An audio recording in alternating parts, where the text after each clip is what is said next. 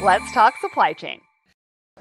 So welcome to the show, Bill. Thank you. Glad to be here. I am so excited to have you. We are here at Home Delivery World in Philadelphia. The industry is buzzing. We're talking about all things last mile, supply chain, delivery. So talk to us about OneRail. What is the founder story? Like, how did you come about? Yeah, so the founder story, it all started with really a bad customer experience. Okay. I never had spent a day in supply chain before starting OneRail, and I previously had started 2 tech companies, and I was in a home improvement store. I was buying a refrigerator. That's where the whole journey started. Okay. And they told me it would take 10 days to get it. And I was in total disbelief that it could actually take 10 days to get a refrigerator, especially when I was looking right at it. So from there, within a second of them telling me it was going to take 10 days to get it, I started searching for Uber for delivery, Uber for moving. Right. I didn't really find anything in my zip code. So I went to work really trying to understand the market, trying to understand gig economy and moving. That led me down a path, and the very first iteration of what we built was an on-demand moving and delivery company. Okay. It was actually, predecessor to what you see with OneRail. After doing that for about a year or two, we started doing it in multiple states. Lisa started running operations. I started raising capital. Yes. And then it was about midway through 2019, we started having conversations with big commercial shippers. Okay. And we started to hear the same pain points over and over again. Fragmented supply, lack of visibility, no single integration point. Capacity was really mismatched with demand, and customer experience was bad. So that's what led me down the path of sort of conceptualizing. We need a platform. We need to connect that platform to an aggregated pool of supply. There's already a ton of great delivery companies out there, but you have to align the supply and the demand, and then manage that delivery all the way through with exception management. So that's how we got here. It took years. As they say, every overnight success takes 10 years. So we're on 8 years. So okay. Yeah. Congratulations. Thank you. 8 years is a long time. It is. At least that's how long I've been on the journey. OneRail itself has only really been in the market for 3 years. Okay. We didn't launch this platform until 2020. Okay, so let's dive into that. Yeah. Talk to us about what OneRail actually does. How do you help your customers, right? Yes, great question. So let me start with the number one question we get is, how did you come up with the name? Okay. Because you see the word rail, and you automatically think rail, right? Railroads. Yeah. Right, I get lots of questions about that. My last startup was in the fintech space, financial technology, and I built what has now become the leading solution for processing paperless coupons. Okay. And it's in about 50,000 stores. I sold that company to a company called Ondemand, and through that whole journey, I learned something, that the payment processing infrastructure in a store that carries the data in and out of a store, that makes all the decisions, that flags fraud if you're on an international trip and says, hey, did you really mean to do that?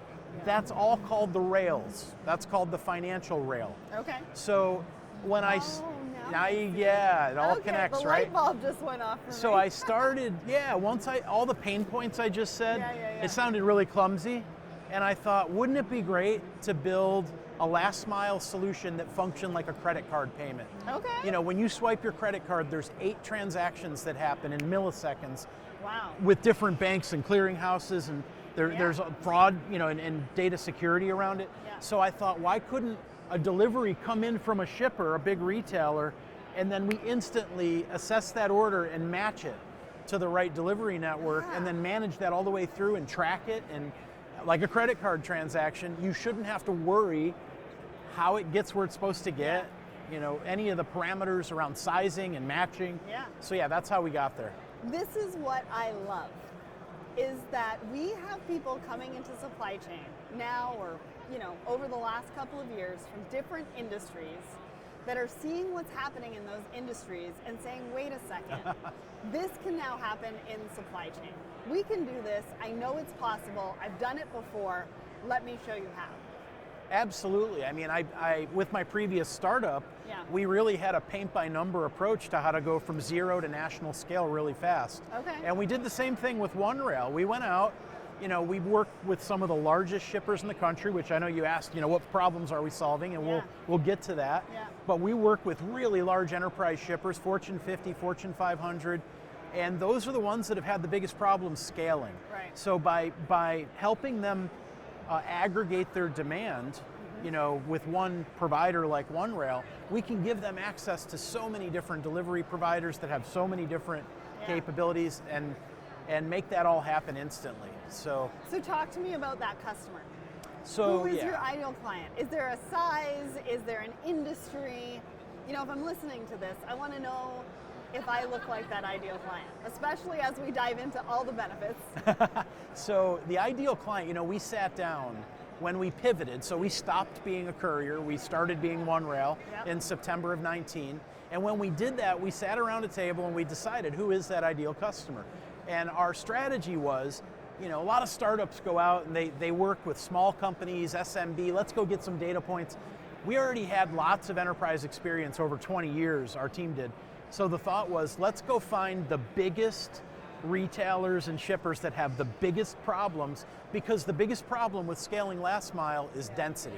Okay. If you don't have density, you can't scale.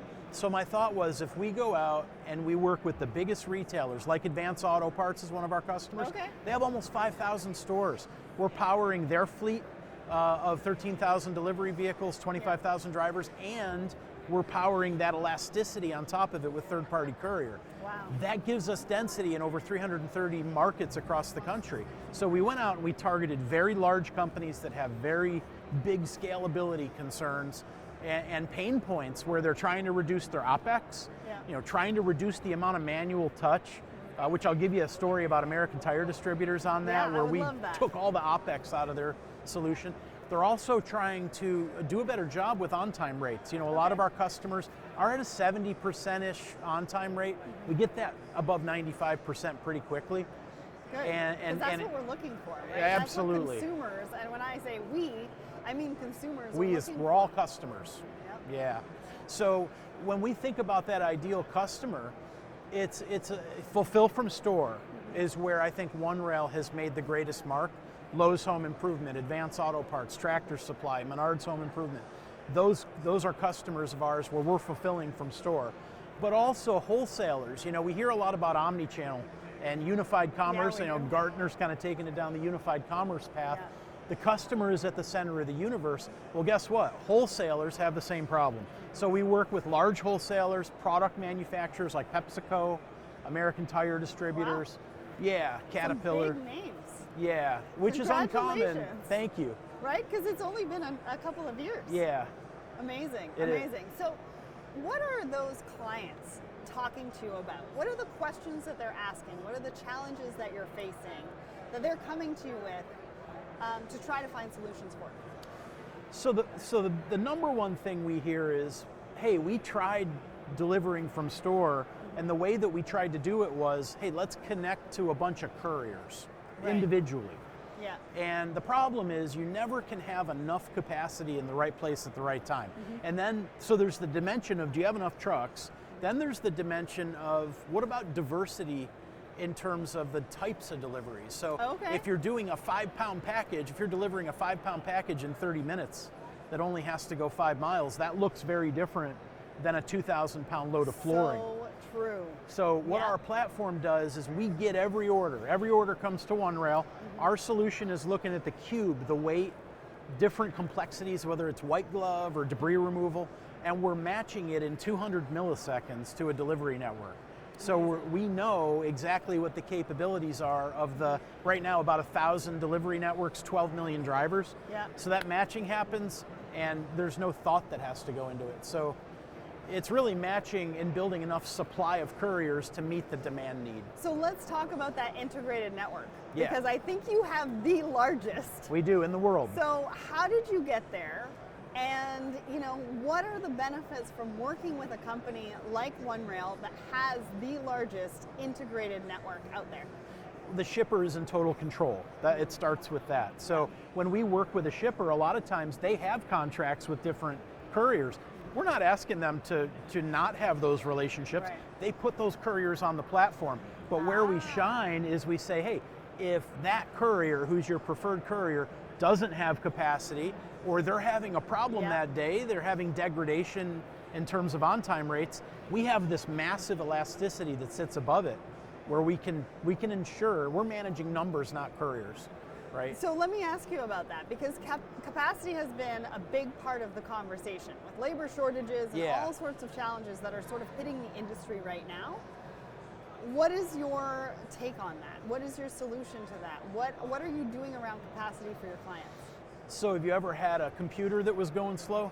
I'm sure you have, right? Well, I have my phone going slow right now because the Wi-Fi is a little slow. You seem like one of those people that would have 20 or 30 tabs open at the same time. I do. How did you know? I am a profiler. I have that face, apparently. So imagine, there's this feature in Windows called a Defragger, right? Okay. We all know the term defragging. Yeah. And so imagine we have all this supply everywhere, but it's not orchestrated to align with demand. Okay. So you have couriers that are sitting there that have no access to that demand. Our job is to sign every courier that meets the needs of our demand in every geography we can. So you asked how we do it, we have a team of 10. That's all they do. I mean, they're signing 5 to 20 new couriers a week. Wow. Right? Yeah. How many are there? We don't even know. Okay. We just signed our first deal with one of the largest refrigerated and frozen food wholesalers in the country. Okay. So what that does is it changes the focus of that team. Now we're going after refrigerated and frozen assets, partners that can help us fulfill that. Interesting. So you're getting the client first. Yes. You're understanding their needs, but not only their needs, the customer's needs. Customer's customer, right. Right, because I think that's really important to point out here as vendors, as somebody who partners with retailers or wholesalers. Right, both. Understanding the customer's customer, because you're an extension of that business. When you're delivering that particular piece of whatever that is, a product, right? Yeah. Your customer is getting reviews based on what you have done. We are absolutely an extension of our customer, and that's why you never see the OneRail name. We sit behind the scenes, and I'll tell you, their brand shine. It's their brand. And let me tell you, one of the problems we found, one of the biggest pain points that retailers had was when they were executing this direct model with couriers where they didn't have OneRail, the end consumer who was receiving the furniture or whatever they were receiving, they would get notifications from the courier that didn't say the shipper's name. Okay. And what we've done is we've taken all those data signals that come to us from the different couriers in our network, we transform it into a shipper branded message. So now the customers are getting messages from Lowe's and from Tractor Supply. Right. OneRail's name isn't anywhere, and neither is the carrier or courier. But what's interesting is that you are sitting down with the client. What is it that you need? Because every one of them is different. Yes. They have different expectations, different thoughts on visibility, which we'll get to in just a minute, but you're understanding their requirements and what they need, and then you're going out and finding the carriers for them. Correct. And what's nice is that's huge. We've already built the network, so we don't have to go re-sign all these couriers for each of our customers. It's all accretive, right? It all just keeps adding. Yeah. So as we find new opportunities, let's say we've never done mattresses, which we have, but let's say we haven't. Okay. We will immediately start focusing on couriers that specialize in mattress delivery. Right. So it's really a glove in hand fit. And what we find is it's really difficult for the shipper to be everywhere, right? Yeah. We're crowdsourcing it. So if you can imagine the cumulative volume. I love that word. Yeah. We don't use that enough in supply chain. We don't. We don't do it enough in supply chain. I mean, there's great economies of scale in that. And the thing that's exciting is, I think I mentioned, we're managing the deliveries too. So we manage if there's a late delivery, missing items. We have a team of 35 that sit in Orlando, and that's all they do. They're watching the control tower. They're talking to the couriers that can't find the dock. They're calling the customer to say, hey, we just dispatched another driver for that missing item. But here's the startling number.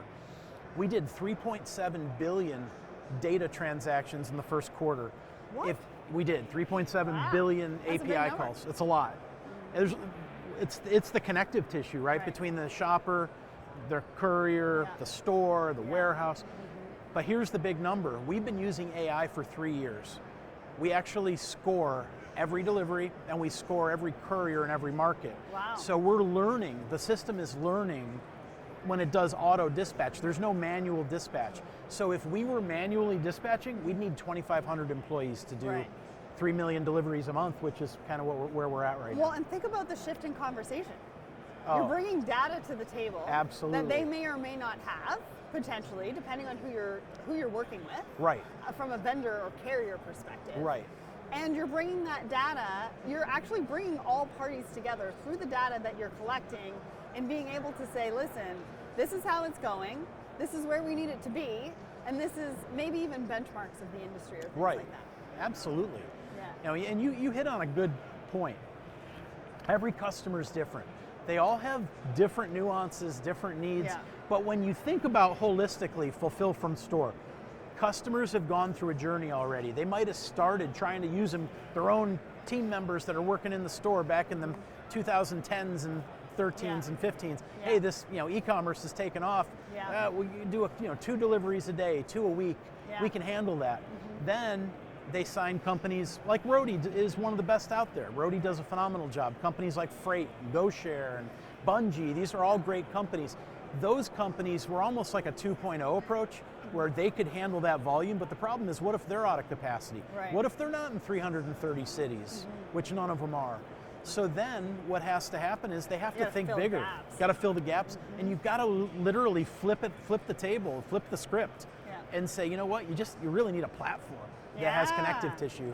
So let's talk about that platform. Yeah. Because I think it provides visibility. But my question around visibility, we talk about visibility all the time. It's the most overused word, I think, in supply chain, and it means different things to different people. Right. So talk to us the benefits of the platform. Give us kind of an overview of what it looks like to be on the platform. Yeah. And what is the visibility that you're providing your clients? Yeah, visibility, omni-channel, big data, and AI. Those are the 4 most overused conference terms. Visibility is right in there. So visibility to us, if I'm a shopper, think about that end consumer. It starts way upstream in the browsing session. So Gartner has done a good job taking this term omni-channel and helping us evolve that into unified commerce.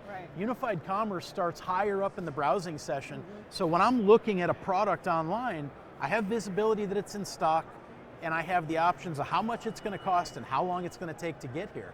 And what ends up happening, if you don't have the right triangulation of data between inventory, transportation, and the shopper, you can't do that, and you end up with a very fragmented checkout process. If you think about what Amazon's done, they have mastered that, right? When you get to the end of your shopping experience in Amazon, it gives you a bunch of options. You want everything today? You want some things today and some things tomorrow? Options is key, Yep, put the customer first. And that's really what we strive to do with all of our customers, is put the customer first, evolve their fulfillment infrastructure so that they can provide that Amazon-like experience. So options is one thing. Exceptions is a completely other, and I believe you guys have a service around exceptions. So talk to us about exceptions coming into play, what it means to a client, and what is the solution that you have for that? So we have a team of 35. They're in Orlando.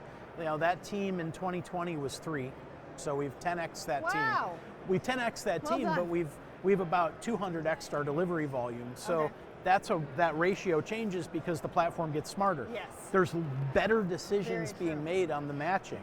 So our first line of approach to exception management is data and AI. Using data around the delivery, around the couriers and their past performance to make the right decisions. Then it's humans. And our belief is there will always be a need for humans to be involved at some level. Right now, one person at OneRail can manage 3,000 to 4,000 deliveries a day. When we started, it was 80. So we have a 71x leverage on human capital because of our technology. Wow, those numbers are staggering. It's unbelievable. You need to come visit so you can see it. And we host customers all the time because they need to see it, because nobody's built anything like this. Maybe we set up a video series later on. We'd love that. So you mentioned an example earlier. What I want to do is paint a picture for somebody who is like, I am your ideal client. I love everything that you're saying, but what was the problem that maybe a client came to you with? What was the solution you provided? What was the ROI and benefit from working with you?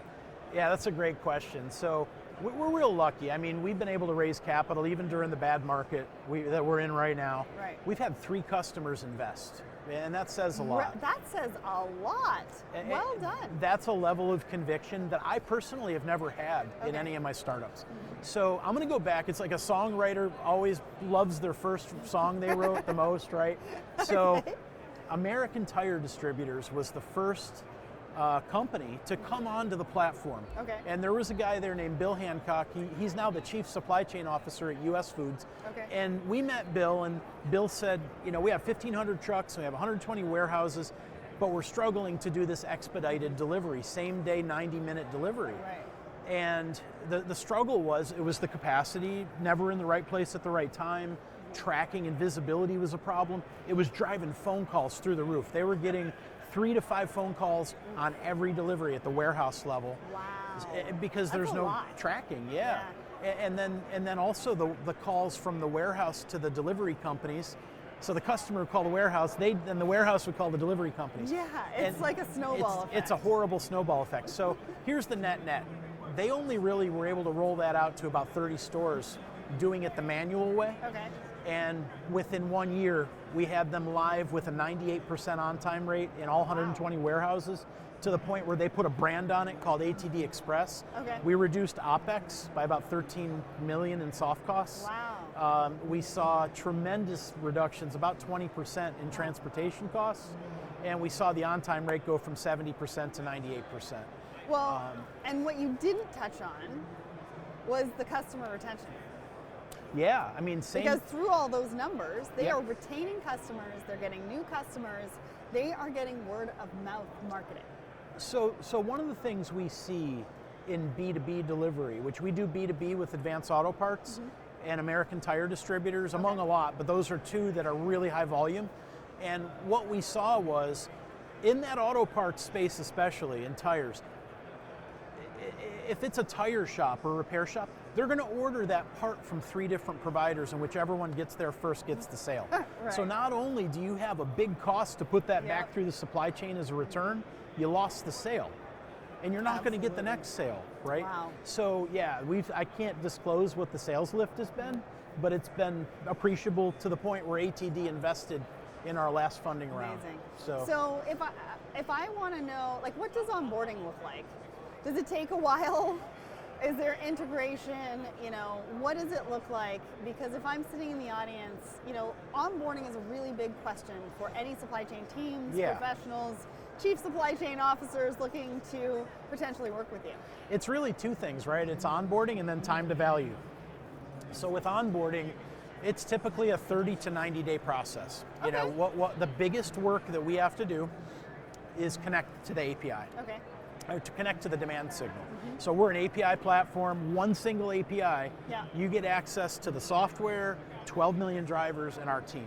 Okay. And we're integrating with what I call the demand signal. So we integrate with a TMS, an OMS, a WMS, an e-com platform. We're connecting to that whole ecosystem, but we only need one connection. Right. We don't need to connect to all of them. Okay. So I think the IT teams the supply chain professionals are breathing a sigh of relief because they're thinking about everything their IT teams need to do. Right. And we even have an integration-free approach, which some of our customers have used to get kind of an immediate read on time to value and understanding the KPIs. So we've stood up companies like Lowe's with a manual process and then went back and did the API integration. So we have a number of different ways we can get a customer up and running. But it's typically 30 to 90 days. It just depends on the complexities. And that's really great because, again, a lot of technology teams are very, very busy, and it can be, you know, a barrier to entry for a lot of technology companies when they're looking to work with a customer. It could take a long time just to free up their time to be able to do that integration. So you're thinking about it in a very different way, and you're able to get them up and running and do the integration later, which I love. Well, we will even go one step further where if a customer, we just had a big mall retailer come to us and say, we have to be up and running by October, but we don't have any IT resources. We've heard that one before. So we have 75 engineers and product developers at OneRail. So we actually will build a gateway where they can point an existing like TMS API to us, Okay. and they don't have to do really anything, right? We still have to meet their data security protocols, but we offload that work, we take that work on for the sake of getting the customer up and running. Okay, awesome. So last but not least, what does the future look like for OneRail? Give us some of the secrets that are coming up. I might have hinted at it a little bit. So, we started out as a last mile delivery solution, and we're very much focused now on omni-channel orchestration. Okay. So when I think about last mile, that's our knitting, that's our entry point, that's where Yeah. we've proven ourselves that we can scale quick. But now what we're doing is we're starting to get into some advanced use cases where we can take a signal from an OMS at the moment that a shopper is looking online, triangulate that off transportation, and give that shopper the visibility they need to when they can have it and what it's going to cost to lower the cost and lower the inventory risk for the shipper. And that's one of the biggest problems from fulfill from store is on time and in full. And if you have 9 of 10 items at one store but all 10 at the next, would a shipper pay $2 more to ship it a little further? That's the thing with options. That's what we do. Yeah. So on our roadmap, it's that, we call it dynamic fulfillment, and it's that triangulation between inventory, transportation, and shopper. And then it's also inventory visibility through first mile through last, because we get all the order data anyway. So now we're starting to manage that visibility. We call it chain of custody. Reduces, it not only helps on the sales side, but it reduces, it's a loss prevention strategy as well. Well, I can't wait. That sounds like really exciting and a really exciting future, not only for OneRail, but the supply chain industry, supply chain professionals, last mile delivery. I mean, there's so many things. Where can people get in touch with you? You can find us online at onerail.com. You're not going to see any trains if you go there. You're going to see a last mile and omni-channel orchestration solution. So you can find us online at onerail.com. We have a great team, that would. And the one thing I will say, if you reach out to us, we take what I would call a very consultative value engineering approach to everything we do. If it's not a good fit for a customer, we don't want to make you unhappy. So we start with putting a lot of investment into giving you an assessment, helping the customer understand with their data how we can actually make an impact on OpEx, on transportation costs, and on that overall customer experience. Great. Well, you heard it all here. OneRail is doing some amazing things in the industry. Thank you so much for coming on the show and sharing with us your insights on the industry, sharing with us what OneRail does and what the future looks like. So I appreciate you for coming on the show. Thank you for having me, and always a pleasure.